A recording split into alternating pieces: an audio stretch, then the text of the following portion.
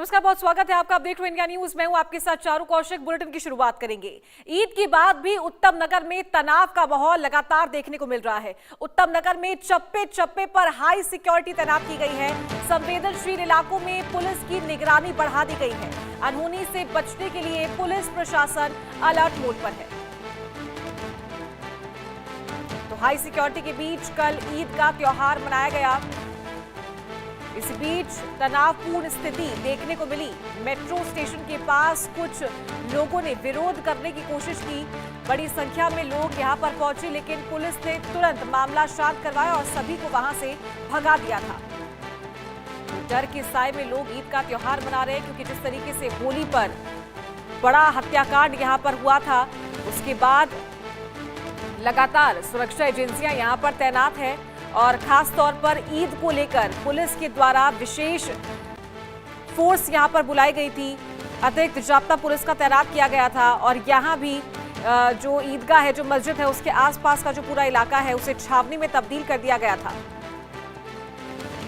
कि त्योहार पर किसी भी तरह की अप्रिय घटना ना हो, कोई विवाद ना हो। उसकी वजह से हाई सिक्योरिटी उत्तम नगर में देखने को मिली थी। तो संवेदनशील इलाकों में पुलिस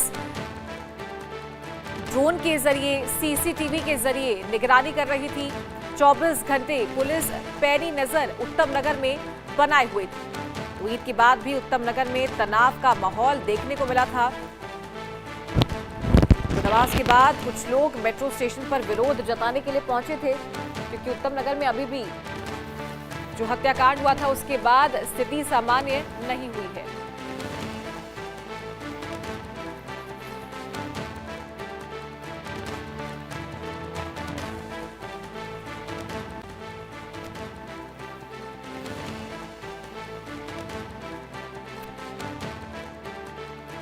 लगातार आपको तस्वीरें दिखाई थी किस तरीके से हाई सिक्योरिटी उत्तम नगर में अभी भी बरकरार है, क्योंकि होली पर जो हत्याकांड हुआ था, तरुण को विशेष समुदाय के लोगों के द्वारा मौत के घाट उतार दिया गया था।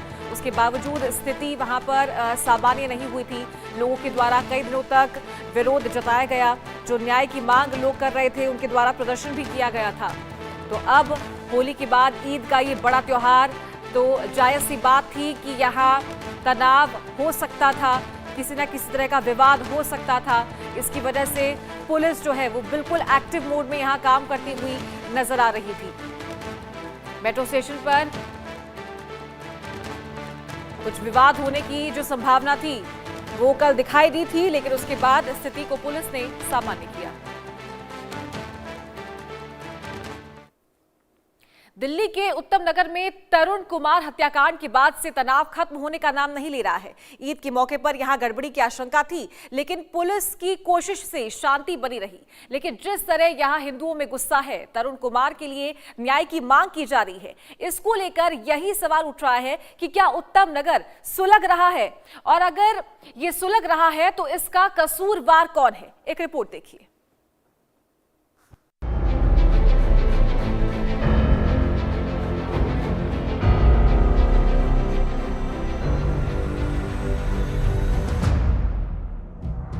दिल्ली के उत्तम नगर में होली की रात युवक की हत्या के बाद इलाके में तनाव खत्म नहीं हो रहा है।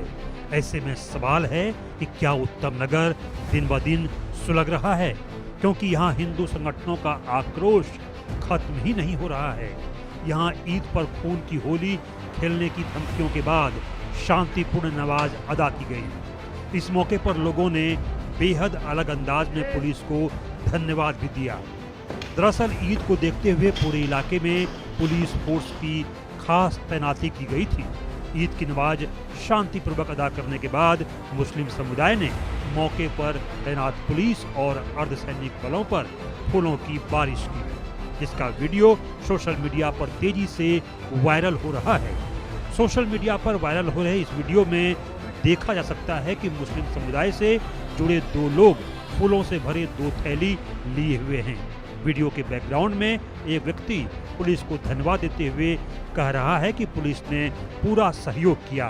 इसके बाद वो मौके पर तैनात पुलिस कर्मियों और सैनिक बलों पर फूलों की बरसात करते दिख रहे हैं। बता दें कि उत्तम नगर के हस्तसाल इलाके में होली की रात पानी के गुब्बारे की छींटे पड़ने पर शुरू हुए झगड़े में मुस्लिम समुदाय के कुछ लोगों ने 26 वर्षीय तरुण कुमार को मौत के घाट उतार दिया था। दिल्ली पुलिस मामले में अभी तक 14 लोगों को गिरफ्तार कर चुकी है। इस घटना के बाद पूरे इलाके में तनाव का माहौल देखने को मिला था। इलाके के मुसलमानों ने आरोप लगाया कि कुछ धार्मिक नेताओं ने ईद के मौके पर खून की होली खेलने की धमकियां दी थी। हालांकि पुलिस और सुरक्षा बलों की मुस्तैदी के बीच बेहद शांति से ईद की नमाज हुई। ईद को लेकर चप्पे चप्पे पर पुलिस गश्त कर रही थी। असामाजिक तत्वों पर सीसीटीवी से नजर रख रही थी। मुश्किल ये है कि तरुण कुमार हत्याकांड के बाद से उत्तम नगर का गुस्सा शांत नहीं हुआ है। 4 मार्च को उत्तम नगर के जेजे कॉलोनी में झड़प के दौरान तरुण की हत्या कर दी गई थी। यह झड़प होली के दौरान हुई थी, जब तरुण के परिवार की एक लड़की के फेंके गए गुब्बारे का पानी एक महिला पर गिर गया और इसी के बाद विवाद शुरू हो गया। ईद को लेकर सुरक्षा इतनी कड़ी थी कि उत्तम नगर के इस इलाके में वेरिफिकेशन यानी सत्यापन के बाद केवल स्थानीय निवासियों को ही कुछ विशेष हिस्सों में जाने की अनुमति दी जा रही थी। वहीं बाहरी लोगों की आवाजाही पर रोक लगा दी गई थी। किसी भी अप्रिय घटना को टालने के लिए पुलिस दल लगातार पैदल गश्त कर रहे थे। छतों, सकरी गलियों और अन्य संवेदनशील स्थानों पर सीसीटीवी कैमरों के जरिए चौकस निगरानी रखी जा रही थी, ताकि पूरे इलाके में भरोसे और सुरक्षा का माहौल कायम रहे। पुलिस के एक वरिष्ठ अधिकारी ने कहा कि ईद का त्योहार शांतिपूर्वक संपन्न हो, इसके लिए सुरक्षा इंतजाम और मजबूत किए गए हैं।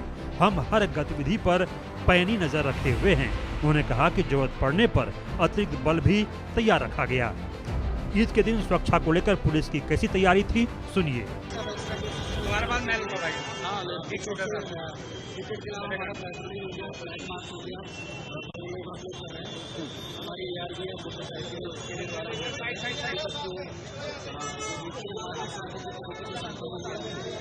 चलो भाई चलते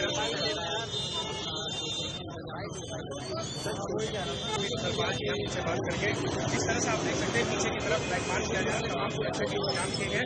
यहाँ पर खुद फ्लैग मार्च कर रहे हैं और पता कर रहे हैं कि किस तरह का माहौल है, किस तरह का, जिस तरह से अफवाहें फैला गए तो उस पर भी कार्रवाई की गई थी। उसके बाद लगातार जो है देखिए कि जिला यहाँ पर रैपिड एक्शन। हालांकि कड़ी सुरक्षा के बाद और तनाव के कारण ईद के उत्सव में चहल पहल कम दिखी। दरअसल हत्याकांड के बाद से हिंदू मुस्लिम दोनों समुदायों के लोगों का इस इलाके में आने जाने की खबरें मीडिया में आती रही हैं। कोई पीड़ित के घर जा रहा है तो कोई आरोपी के घर जा रहा है। इस घटना के बाद हिंदू संगठनों के समूहों ने विरोध प्रदर्शन भी किया।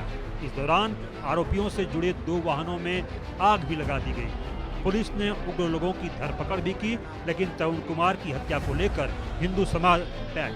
हिंदू समुदाय लगातार न्याय की मांग कर रहा है। वो बैनर पोस्टर लेकर बैठकें भी करता रहा है। इस बीच किसी भी तरह की अफवाहों पर लगाम लगाने और भड़काऊ सामग्री के प्रसार को रोकने के लिए सोशल मीडिया पर भी कड़ी निगरानी रखी जा रही है। Bureau report, India news.